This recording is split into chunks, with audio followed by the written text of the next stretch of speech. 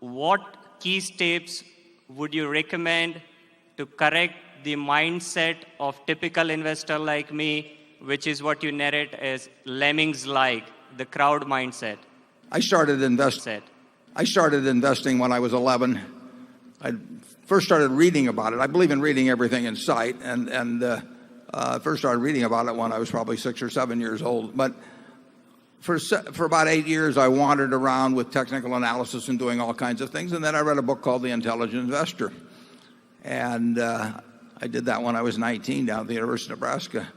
And I would say that if you absorb the lessons of The Intelligent Investor, mainly, and I wrote a foreword and I recommended particularly chapters 8 and 20, that you will not behave like a lemming, and you may do very well compared to the lemmings. There's 3 big lessons in there which relate to your attitude toward stocks generally, which is that you think of them as parts of a business, and your attitude toward the market, which is that you use it to serve you and not to instruct you, and then the idea of a margin of safety, of always leaving some extra room in things.